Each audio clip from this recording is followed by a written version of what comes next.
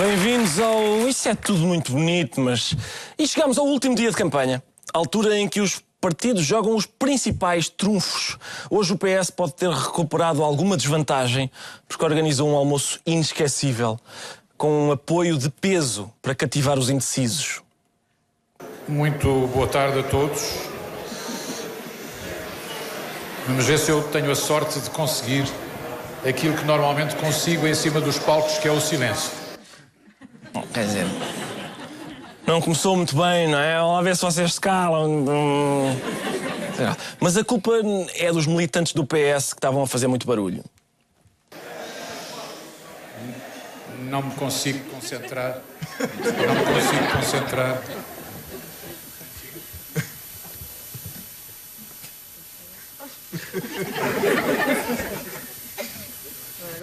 O microfone deixou de funcionar. A culpa é dele, ele é que pediu silêncio, não é? O microfone pifou, isto é silêncio.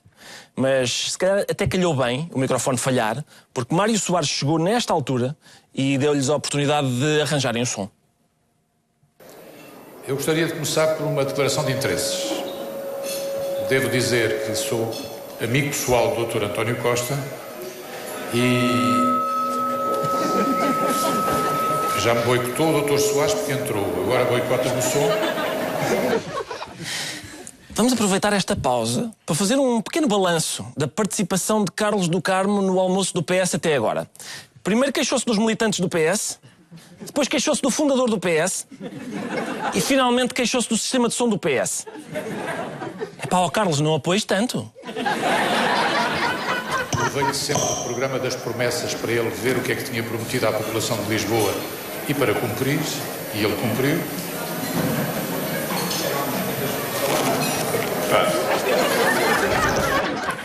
Que pena!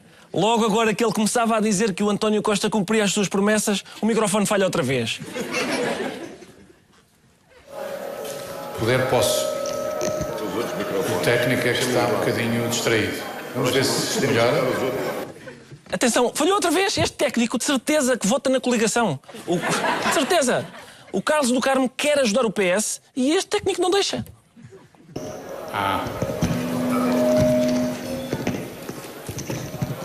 Sim. Também não fala? Fala. Pronto, agora é que é. Bom. Bom, agora é que é. Devem ter ido buscar um técnico que vota no PS, que é para o Carlos do Carmo ter finalmente condições para apoiar. Eu ganhei uma amizade ao Dr. António Costa, fruto de uma dedicação.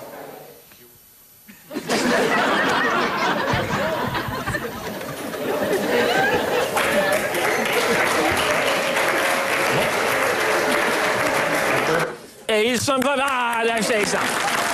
Sim, senhor. Foi o que eles pensaram. Foi o que eles pensaram. Vamos aplaudir. Isto não está a ser nada embaraçoso. Não. De todo. Se a gente bater aqui umas palmas ansiosas, em princípio salva-se este momento. Estes normalmente não falham. Até que enfim. Este técnico que lhe dá o microfone, que pelas minhas contas é o 15º, este microfone não falha. É este é que é o técnico que vota no PS. Eu não sou nem militante, nem simpatizante do Partido Socialista. Não sou nem militante, nem simpatizante, não. É pá, tira-lhe o microfone, Afinal, aquele sempre era o técnico que vota na coligação. O que lhe estava a dar os microfones que não funcionavam é que era o militante do PS, não só via isto. Mas como diz o Dr. António Costa, não sou antipatizante. Ou seja, nem simpatizo nem antipatizo com vocês. Vocês são completamente indiferentes. Indiferentes! O que é isto? O PS está tão desesperado que se contenta com convidar uma figura que, vá lá, tolera a existência dele. Tolera-nos!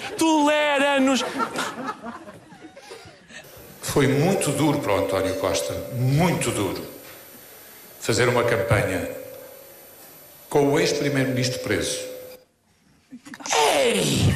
Pá, não faças aquelas referências ao Sócrates aí, pá. Oh, Carlos, não se fala na raposa quando está no galinheiro, pá. Tirem o microfone, alguém lhe tira o microfone. Com camaradas de partido a dar sistematicamente entrevistas a deitá-lo abaixo. Eles aplaudem, fizemos realmente isso. Não há dúvida nenhuma que efetuámos traições.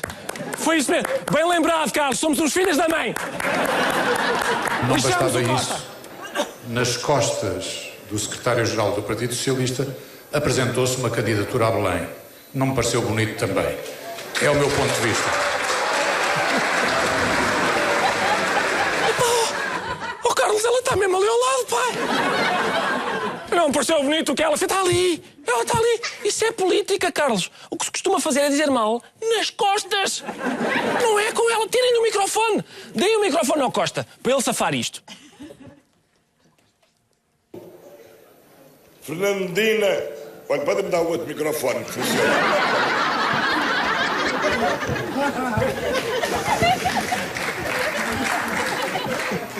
Lá para não ser fadista, também sei falar com estes microfones de mão. Realmente o microfone falhou outra vez. Mas este já funciona. E agora, enfim, estão reunidas as condições para um comício normal. Eles já puseram uma mordaça no Carlos do Carmo. O Mário Soares já adormeceu. O microfone já está a funcionar. Vamos então ouvir com atenção o discurso de António Costa.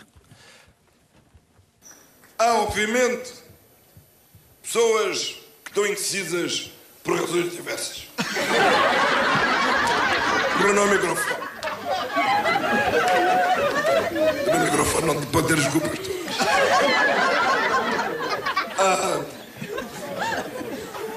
Há várias razões para as pessoas estarem indecisas.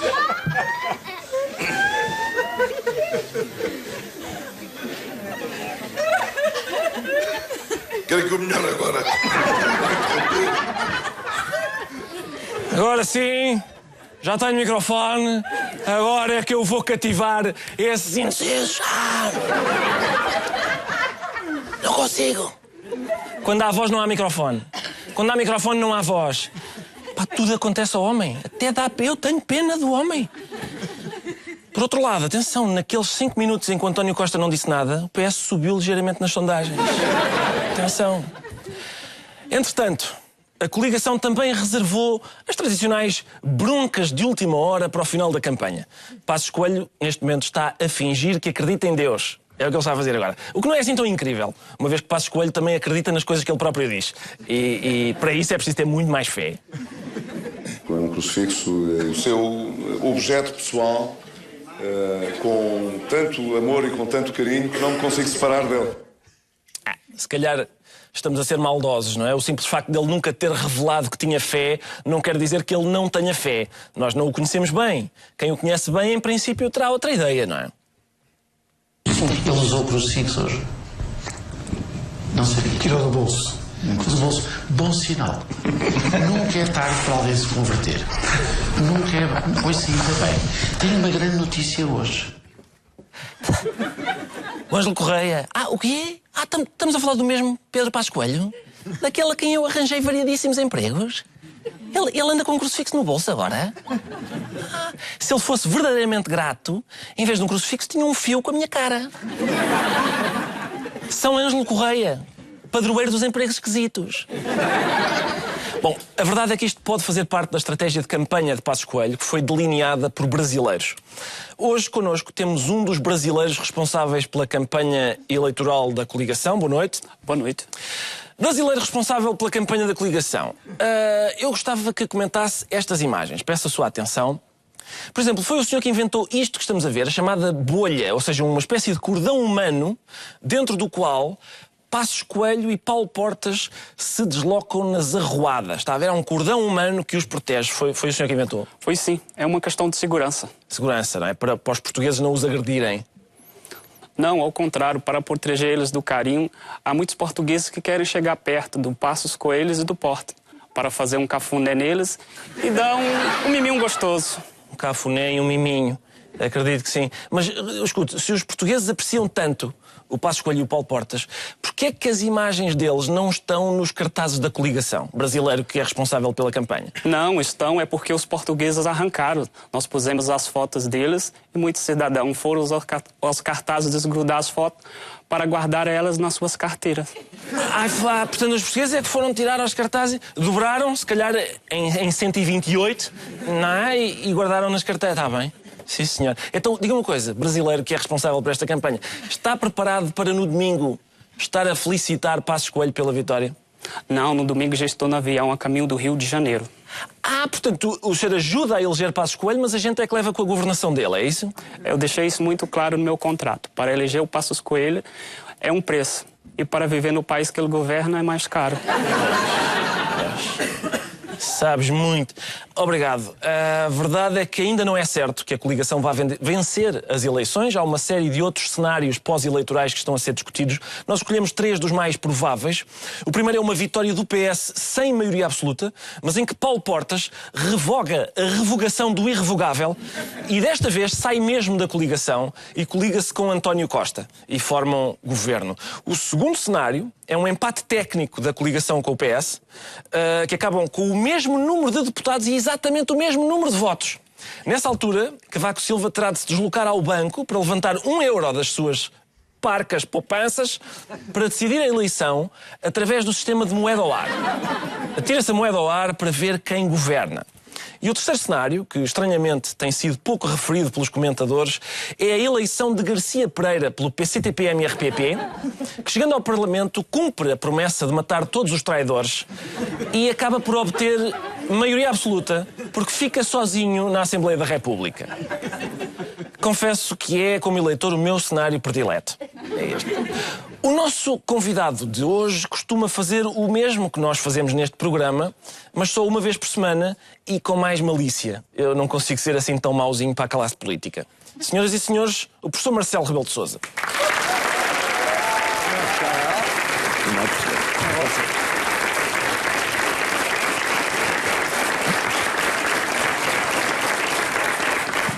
Professor Marcelo, muito obrigado por ter vindo.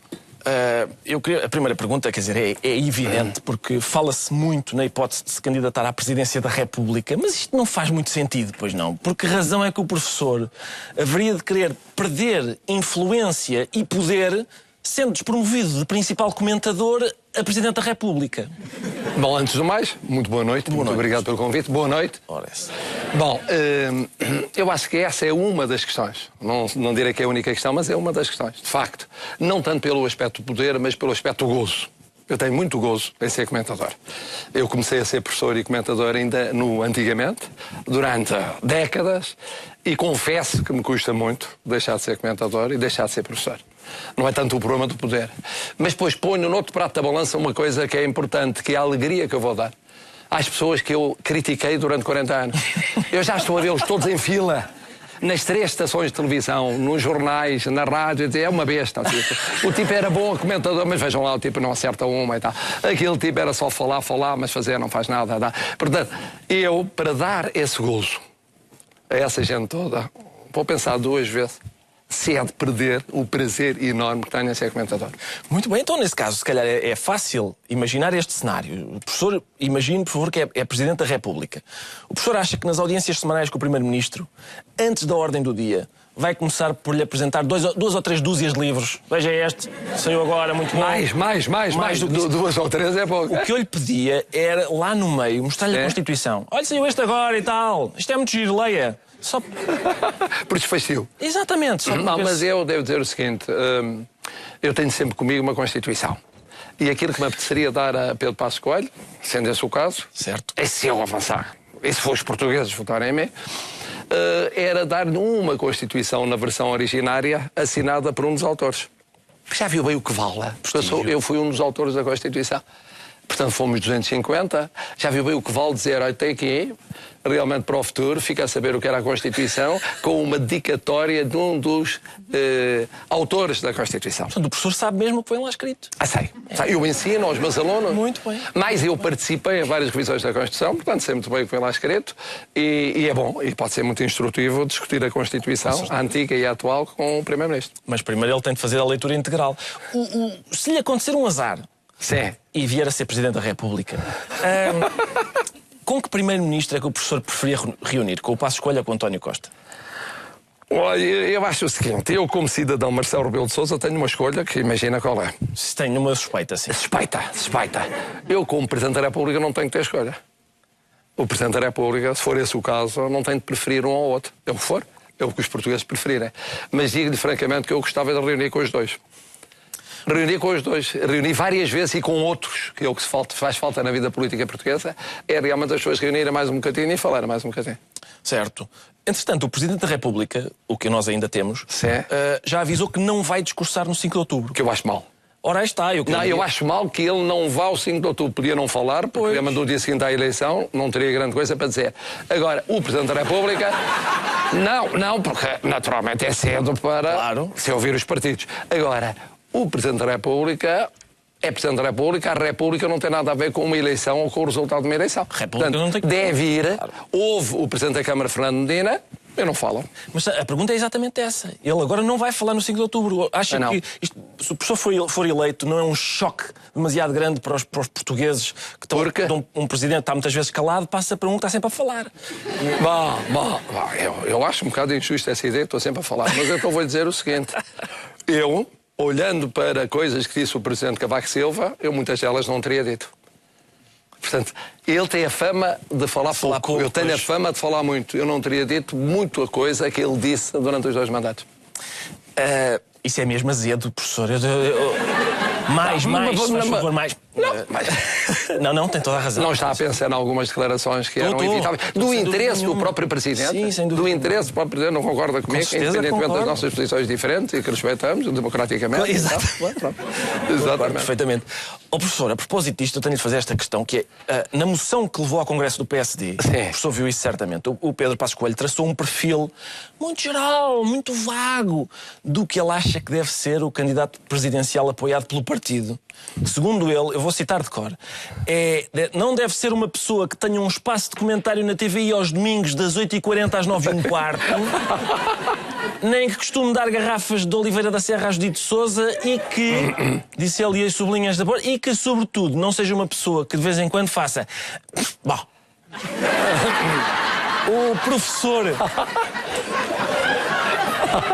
De vez em quando, não. Sempre. Bom, exatamente, bom. O professor não acha...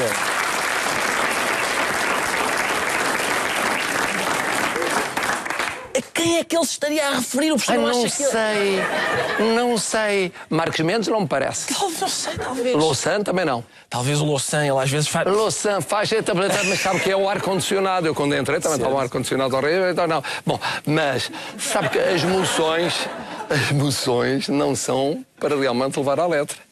As moções existem, são muito boas, mas depois a vida é outra coisa.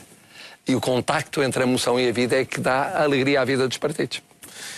Muito bem, professor, se vier a ser eleito... Além de que, deixe-me dizer o seguinte, é que disse nas ofertas à Judite e ao Zé Alberto Carvalho. Não, o Zé Alberto é sempre a duplicar. Também tem enchido o saco, o Zé Alberto. Também tem enchido o saco, pois exatamente. Muito bem. Se vier a ser eleito Presidente da República, não teme que haja uma ruptura, outra vez, demasiado brusca em Belém, entra um fundador do Expresso, sai um homem que não lê jornais? Não lê jornais? Mas você acredita nessa fábula?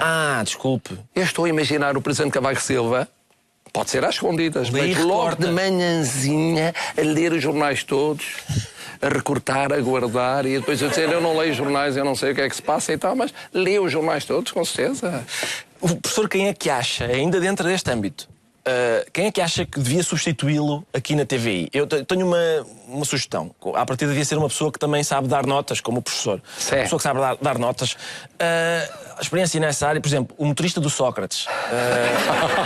Bom, Eu aí, sabe, o grande problema é que essas notas, infelizmente, ou felizmente, eu não dou, e muito menos dou aos políticos, não é? Bom, mas eu acho que eu estou a pensar numa das várias pessoas possíveis, um professor que dá notas e que é um bom analista, o Francisco Louçã. Aí está. Não é uma boa ideia? E é mais ou menos da sua área analista, política, e é mais ou menos da mesma área política, no fundo. Sem dúvida nenhuma. Sabe que uma vez, não sei se... As pessoas nem iam dar pela diferença. Não, isso pela diferença da Ariel. Mas sabe que uma vez acontece essa cena, quando houve a luta por Timor, havia um cordão humano em volta da Embaixada da América e, de repente, sinto-me de mão dada com o Francisco Louçã e fomos os dois numa deputação à Embaixada Americana a defender os interesses do povo de Timor. Portanto, veja bem, às vezes há irmandades que eram inimagináveis. Com certeza, claro. Mas ele, em princípio, depois foi-se desinfetar todo. Foi. Mas sabe que eu próprio, como sou hipocondríaco, também trago sempre toalhetes. Tome lá um para desinfetar por causa das coisas. Obrigado, professor. Quando se candidatou à Câmara de Lisboa, quais são as hipóteses de ter um toalhete no bolso para me oferecer quando eu digo desinfetar? Bom, eu tenho sempre. Sim, pois, já sei. Sempre. Quando o professor... Eu vou dizer, aspirina. Não. Tenho aqui. Por acaso também tenho. Já percebi. Bom, eu tenho aqui várias vezes. Hipocondria que tenho várias. Também tenho. Obrigado.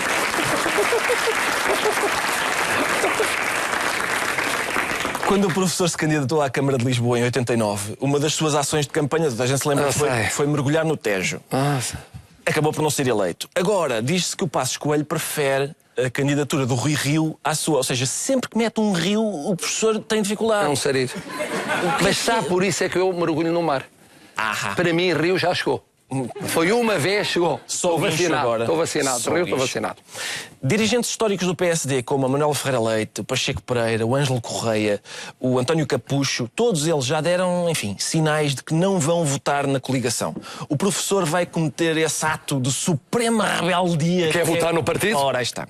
Primeiro, tenho a certeza que eles não votam na coligação. Sei bem. Que tal fazermos dois mosca e irmos espreitar na cabine de voto, hã? Por acaso era um teste muito curioso. Era. Bom, o Pacheco Pereira não vota. Os outros, temos de observar atentamente. Hein? Bom, mas eu tenho essa coisa terrível. Quer dizer, eu, em relação aos partidos, não tenho estados de alma. Acho que o partido é o partido, ajudei a fundar um partido, fui líder do partido, e no dia em que não gostava do partido, no sentido de que a instituição já não cumpre a missão que eu acho que tiver a cumprir, saio do partido. Estou no partido. Não sou como aqueles, para escolher uma expressão que lhe é feliz, como benfiquista frenético que é, pode estar full com o treinador, pode estar zangado com a equipa, pode achar que o guarda-redes não é assim, pode não gostar muito de uma atitude do presidente e deixa de ser benfiquista. Não, sempre os melhores. Claro, nem eu do Braga, pronto, então voto no partido. O António Costa tem as sondagens todas... Isto é a sua opinião do comentador que me interessa. O António Costa tem as sondagens todas contra ele. E ele continua a pedir a maioria absoluta. Ele não percebe mesmo nada de contas, não é? Eu acho o seguinte, quando chega uma altura da campanha em que as sondagens estão todas contra, a pessoa não deixa de fazer contas. É a única maneira de sobreviver, de no dia seguinte estar na rua, fazer arruadas, falar e tal, falar, se conseguir falar, coitado.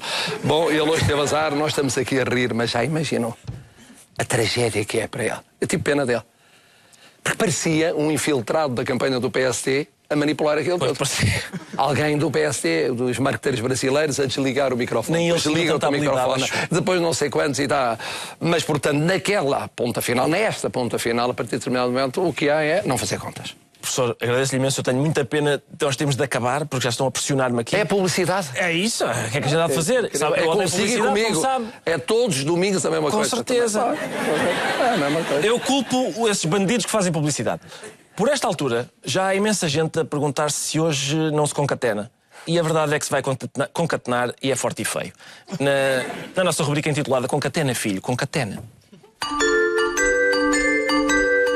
Esta é a hora do mata-mata. Mata-mata? Tem que descer 2 vezes. Senhor Teixeira, 10 vezes. 2 vezes. Ai, mata-mata aí. Mata-mata. Mata-mata? Nós queremos ganhar? Vamos ganhar! É a hora do mata-mata. E é tudo por hoje. Bom fim de semana, até segunda. Professor, muito obrigado.